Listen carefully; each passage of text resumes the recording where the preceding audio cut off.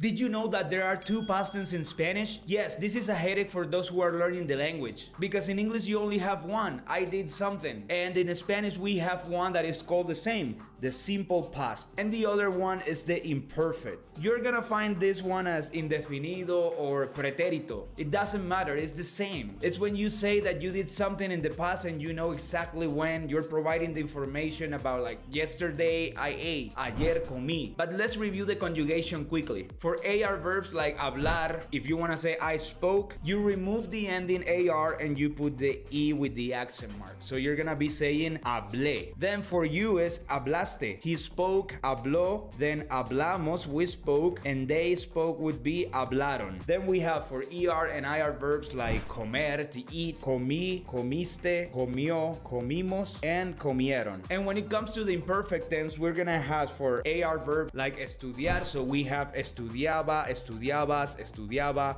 estudiábamos with the accent mark here, and estudiaban. I used to study. And ER and IR verbs, let's use escribir, to write. Escribía, escribías, escribía, escribíamos, and escribían. I used to write, you used to write, etc. So what's the difference? If you use the simple by itself, it is gonna mean that you did something and you know exactly when. It's an action that is completed in the past. I ate pizza last night. Comí pizza anoche. It's a completed action. But when you use imperfecto, the imperfect one, it means that the action was interrupted. Like I used to eat, but not anymore. Yo comía pescado, but now I don't like it, pero ahora no me gusta. So that's why we call it imperfect. So let's check another example. If I have the verb trabajar, which is to work, if I use it in simple past, it means that I'm gonna say when exactly I did work. Trabajé ayer, trabajé la semana pasada, last week.